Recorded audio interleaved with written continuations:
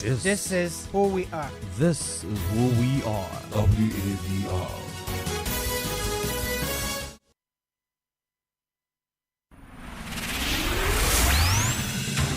News, talk, music, get it all. 24 hours. On West Africa Democracy Radio. 94.9 FM Dakar.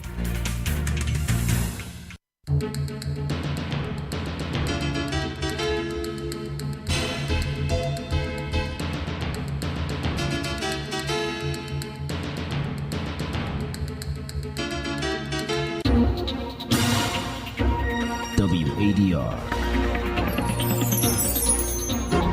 promoting dialogue.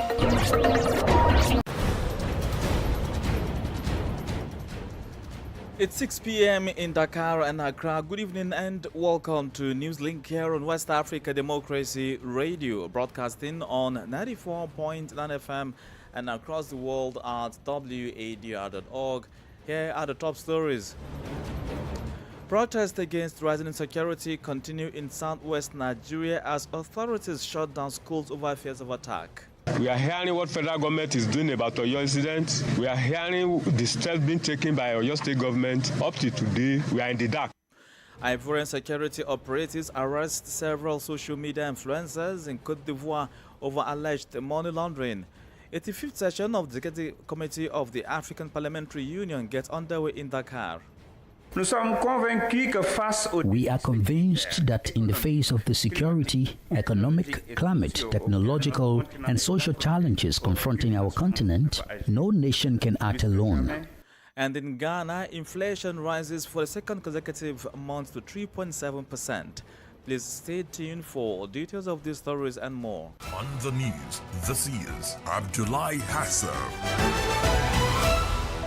Glad to have you join us. Newslink begins in southwest Nigeria, where recent insecurity in the region, marked by abductions of school children, worshippers and teachers, has heightened tension. Earlier today, teachers in Osun and Ekiti State took to the streets in solidarity with families of teachers kidnapped by suspected bandits in Oyo State last week. At the moment, several schools in Osun have been shut down in response to the rising tension and fear of possible attacks in the state. The incidents have prompted calls for stronger security measures and urgent action to protect lives and secure the release of abducted victims. Correspondent Ejiden Sasetu reports.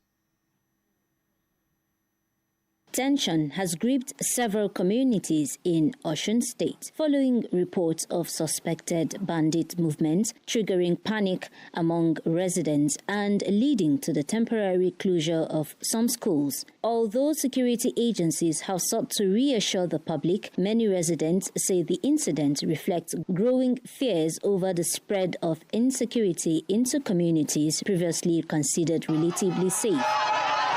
Meanwhile, in neighboring Ekiti State, residents of Eda Oniyo community have continued to demand the release of worshippers abducted during an attack on a church.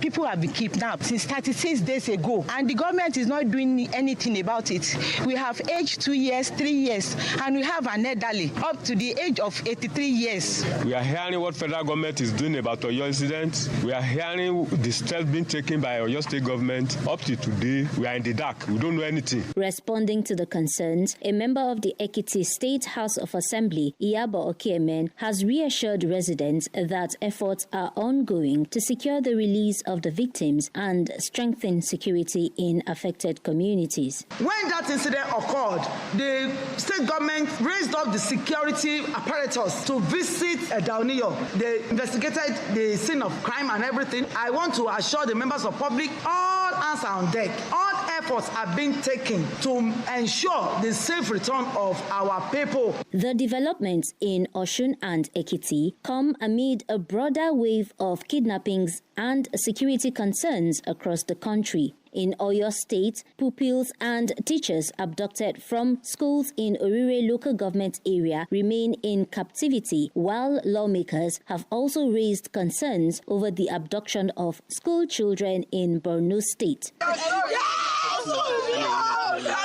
Security experts say the recurring incidents underscore the need for improved intelligence gathering, stronger community policing, and greater protection for vulnerable communities. For WADR, Yechine Sasitu in Abuja. Away from Nigeria now to Côte d'Ivoire, 5 people, including the popular influencer Apochu National, were sentenced yesterday, Tuesday, to prison terms ranging from 1 to 5 years for money laundering. The case had been before the Economic and Financial Criminal Court for the past 2 years.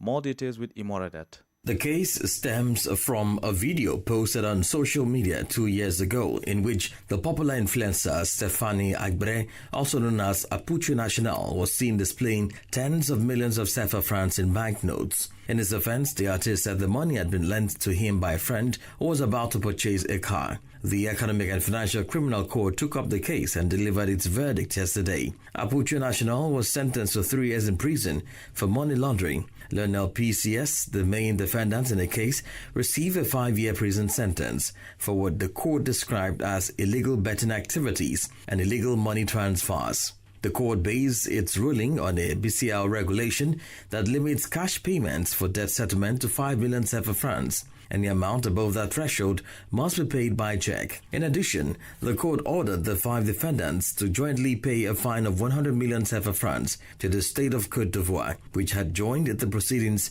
as a civil party. The defense has criticized what it described as a legal gap regarding the penalties provided for under the law. The court has not, for the time being, issued a detention warrant. All 5 defendants intend to appeal their convictions. Moredet filed that report here in Senegal. The 85th session of the Executive Committee of the African Parliamentary Union opened today, Wednesday. The meeting has brought together representatives of parliament from across the continent. The session is being chaired by a Senegalese lawmaker, Malik Njai, the former president of the National Assembly. In his opening remarks, he called for greater coordination of efforts to combat insecurity and improve the living conditions of African populations. We are convinced that in the face of the security, economic, climate, technological, and social challenges confronting our continent, no nation can act alone. More than ever, Africa must speak with a strong, united, and responsible voice. The African Parliamentary Union embodies precisely this idea of convergence and solidarity. It provides a privileged platform for dialogue, legislative harmonization, and interparliamentary cooperation. In this regard, our parliaments have an irreplaceable role to play because they are the direct expression of the will of the people. We stand to gain by strengthening synergies and further pooling our expertise, resources, and initiatives in order to enhance the effectiveness of our collective action. The objective is clear: to enable Africa to more forcefully advance its positions on major international issues, defend its strategic interests with greater coherence, and, whenever necessary, speak with a single African parliamentary voice. It is on this basis that our parliamentary diplomacy can fully contribute to the emergence of a united, sovereign, and influential Africa in the Committee of Nations. Malik Njai, the former president of the National Assembly of Senegal. Well, staying in Senegal as the country works to restructure and reorganize governance following the political rivalry between President Bassirou Diomaye Faye and Ousmane Sonko, the security community is analyzing Senegal's nominated candidate to head the ECOWAS Commission. Biram Diop, a former army chief and the former minister of armed forces of Senegal, was nominated by the presidency as the chosen candidate for the regional role. Dr. J. Ojuole, a researcher at International Security Studies, weighs in on Diop's leadership amid the multifaceted challenges West Africa is confronted with, from insecurity to poor governance, declining economic and social indicators, among others. Except we want to deceive ourselves, ECOWAS is in a state of war now. Nigeria, which is the most significant partner in the entire architecture in terms of population, economic size, and otherwise, has been battling protracted terrorism for almost 15 years now or more. And at the same time, we are now seeing this speculating into regions and countries that have either been peaceful. And the implication of that is that the ECOWAS need to demonstrate that preparedness, the capability to be able to now walk the talk, because there has been a protracted conversation around establishing a counter-insurgency standby force. You need somebody who is also skilled in that area to be able to drive. In fact, I believe above regional integration, which has been the foundational pillar and pursuit of ECOWAS in the last 50 years or more, now security agenda must drive initiative, because if there is no security in the region, even regional integration is going to become extremely problematic. So security provides the umbrella for other pillars that ECOWAS want to pursue in the region. Dr. Oje Ojiwole, a researcher at the Institute for Security Studies, ISS, West and Central Africa Bureau. More stories coming up on West Africa Democracy Radio. Newslink continues.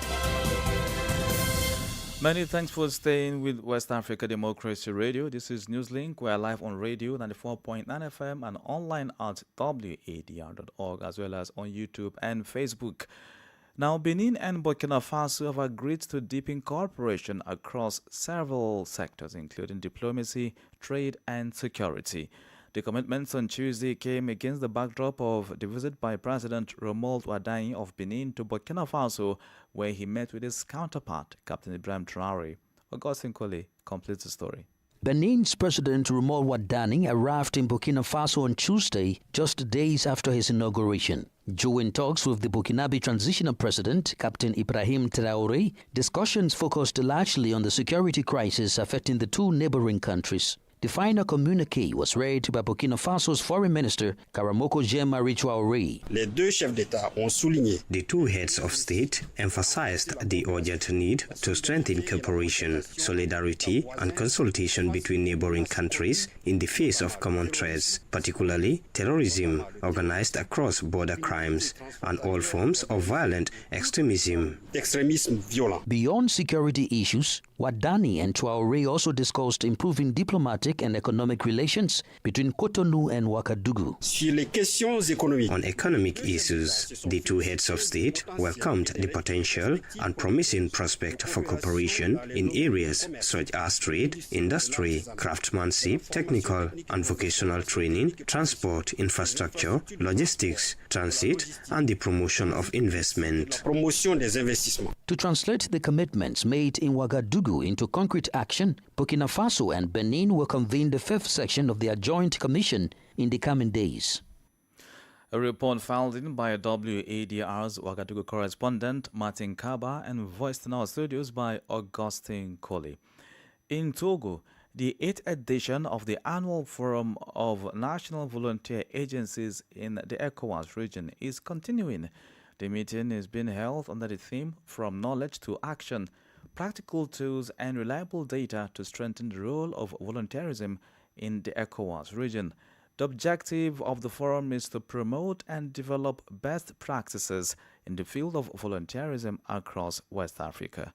Francis Boniface tells us more. For several decades, ECOWAS has deployed hundreds of volunteer missions across a range of sectors, including health and education. However, there is still a lack of data to accurately measure the impact of volunteerism. Yet, volunteerism is widely regarded as a key driver of regional integration, civic participation, and sustainable development across the sub-region.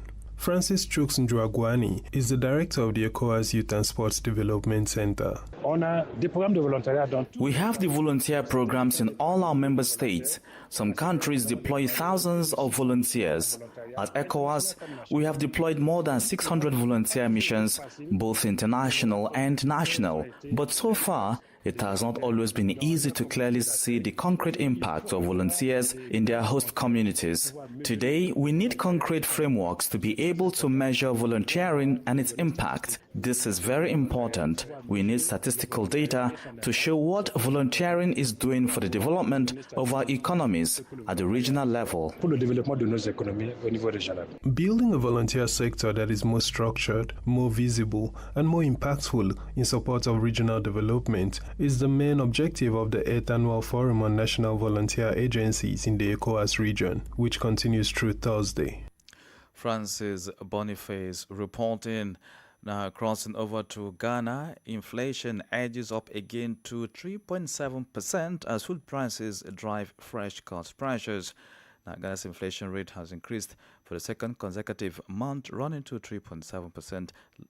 While inflation remains significantly lower than it was a year ago, the latest figures from the Ghana Statistical Service (GSS) suggest fresh cost pressures are beginning to emerge. From Accra, Nadia Tete reports. New figures released by the Ghana Statistical Service indicates that annual inflation rose to 3.7% in May, up from 3.4% in April. It is a second consecutive monthly increase this year. Government statistician Dr. Alhassan Idrisu says food prices were the main factor behind the increase in inflation, with prices of food and non-alcoholic beverages recording a sharper increase than the previous month. Monthly food inflation also accelerated, pointing to growing pressure on household budgets. Inflation in Ghana increased to 3.7% in May 2026, up from 3.4% in April 2026. While prices continue to rise, the increase remains far lower than the 18.4% recorded in May last year. This tells us that in spite of the slight increase in May 2026, Ghana's inflation situation has improved significantly over the past year. The data further show that locally produced goods continue to account for most inflationary pressures, while imported inflation remains relatively subdued. Non-food inflation, however, eased slightly from 4.2% in April to 4.1% in May. Locally produced items recorded inflation of 5%, up from 4.7% in April 2026. This is much higher than the 0.9% inflation recorded for imported items in May 2026. This suggests domestic factors continue to drive inflation more strongly than imported pressures. Regionally, the Northeast region recorded the highest inflation rate, while the Savannah region registered a decline in prices. The Ghana Statistical Service says although inflation remains at historically low levels, developments in food prices will be closely watched in the coming months. For WADR, Nadia Tete, Accra.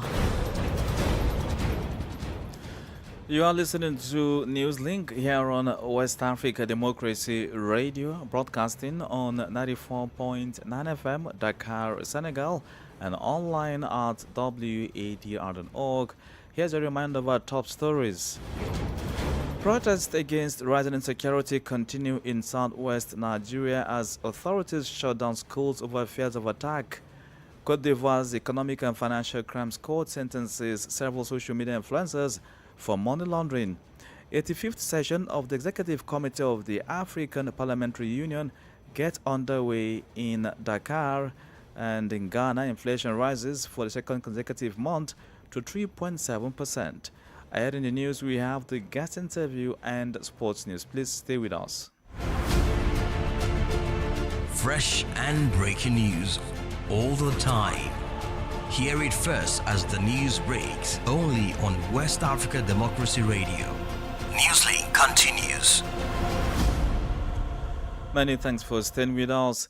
In Liberia, a new figure from the Drug Enforcement Agency showed that more than 230 suspects were arrested and over 420 kilograms of illicit drugs seized across the country during the fourth quarter of 2026. Authorities say over $1.3 million suspected to be linked to drug trafficking were intercepted during a broader operation in Grand Cape Mount County. Let's join Ibrahim Parker for the rest of the details. Between January and March this year, the agency arrested 233 suspects linked to narcotics offenses. Those arrested include 193 men and 40 women, with Liberians accounting for the majority of the suspects. Presenting the agency's first quarter report for 2026, Director General Fitzgerald Biako said the institution remains committed to reform, accountability, and stronger action against drug-related crimes. All suspects arrested have been filed with court for prosecution in line with the laws of Liberia. Moserado and Kidmo County, Nima, and Sando County remains on our hotspot list. One of the biggest breakthroughs came at the Bow-Waterside border crossing in Grant, Kittiman County, where officers intercepted about $1.3 million believed to be linked to international drug trafficking. Despite recent efforts, Liberia remains a key transit point in the fight against drug trafficking in West Africa, owing to its long coastline, porous borders, and a strategic location along regional trade routes. For Newslink on WADR, Abraham Parker, Monrovia. Politics, analysis on major news, social matters, and all. This is A Guest. The guest segment this evening focuses on Nigeria, where attacks and abductions of students and teachers is once again under the spotlight. And this time, it's not just about learning outcomes, but safety. The recent abduction of 46 students and 7 teachers in southwest Oyo State has sparked outrage across the country, triggering a nationwide protest by teachers and family members who are demanding better protection in schools and urgent action from authorities. For many educators, this is no longer an isolated incident. It's part of a growing pattern that is putting both students and teachers at risk and raises serious questions about how safe schools really are. Ramatu Ada Ochekile is the founder and portfolio director of Shades of Us.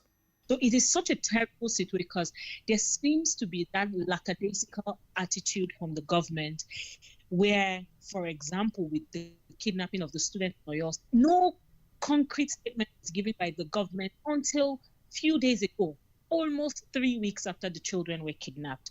We constantly have to do things. Most times we have our nerves free because we're constantly demanding accountability, constantly telling the government to do what is right. And if they had done this, say, 2014 or in 2015 or even earlier this year, we would not have had the situation that we have at this moment. People are worried, not just parents. Children are worried.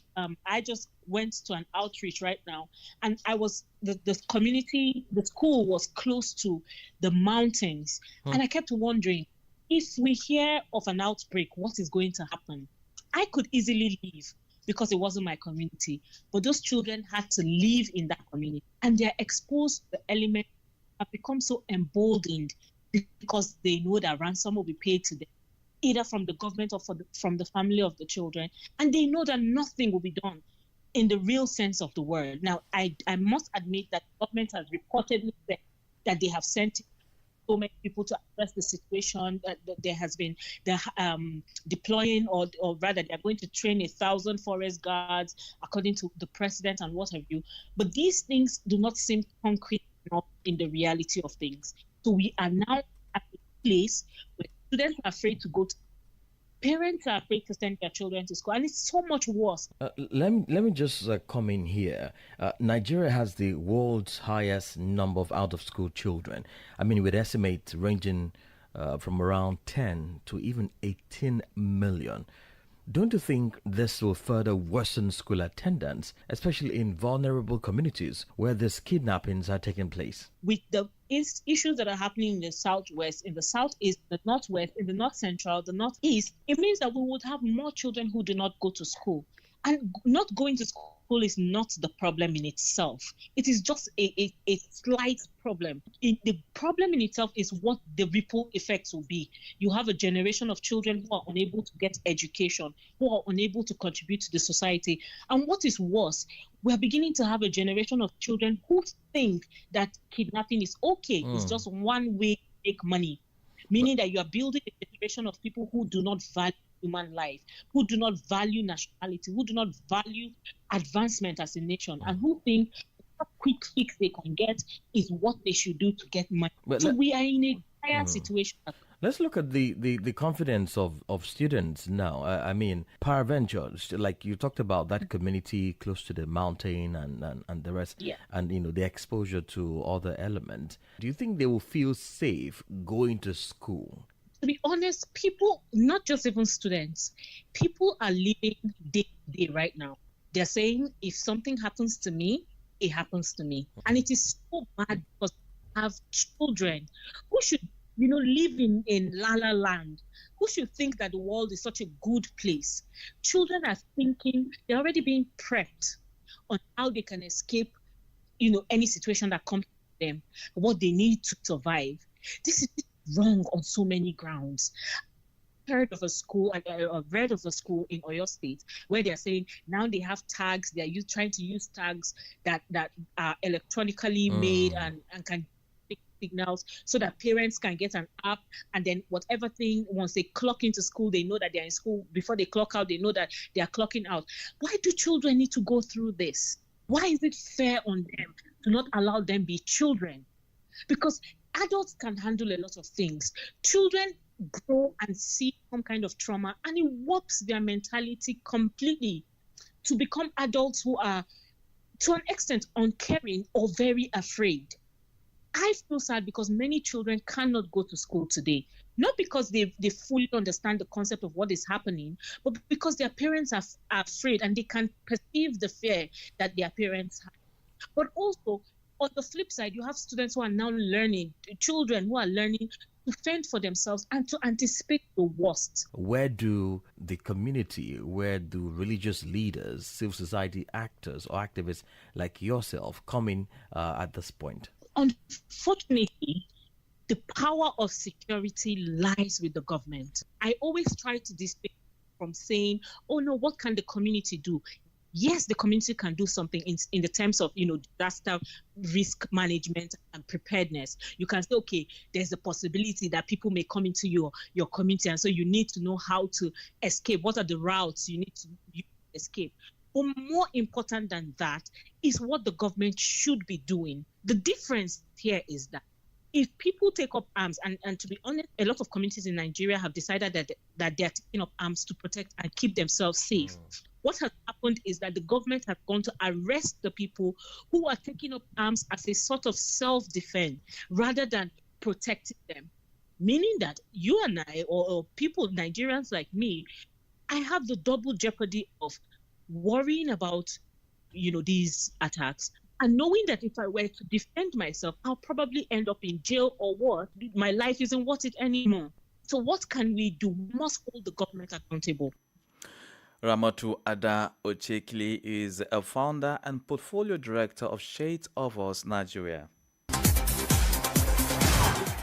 In the sporting world, the Democratic Republic of Congo are willing to play their pre-World Cup friendly with Chile behind closed doors. Their head coach, Sebastian Desabre, has said the 49-year-old Frenchman made the offer after the mayor of the Spanish town due to host the match had on Tuesday cancelled it over health concerns regarding the Ebola outbreak in the African country. Franco said that it was, and I quote, a precautionary measure, and he was following recommendations by the Andalusian Regional Government Health Service. And finally, Nigeria's music stars continue to play leading roles in global events, with Davido announced as one of the headlines acts for FIFA's Countdown concert in Los Angeles in the build-up to the 2026 World Cup. The Grammy-nominated Afrobeat star will perform at the June 10 event at the Crypto.com Arena, one of 3 simultaneous concerts taking place across the tournament's host nations, that is, the United States, Canada, and Mexico. And with that, we've come to the end of this edition of Newslink here on West Africa Democracy Radio, broadcasting from Dakar, Senegal. Thank you for staying tuned, and many thanks to Maudo Diouf and Mohamed Sal for the technical assistance. Do interact with us via social media platforms X, Instagram, and Facebook at WADR, and stream live at WADR.org. I am Abdullahi Hassan. Good evening. We thank you for listening to Newslink in Nigeria on Love FM Abuja and Darling FM Owerri. In the Gambia on Hot FM Banjul, Hilltop FM and Veritas Radio in Serekunda. Thank you for listening on Alternative Youth Radio Lofa County, Liberia, Radio Kegaman in Nimba County, and DCN Radio Riverses County. A big thank you to Radio Graft FM in Sierra Leone for listening, and in Ghana we thank Radio Pad in Damango and Royals FM in Wenchi. Thank you all for listening to Newslink.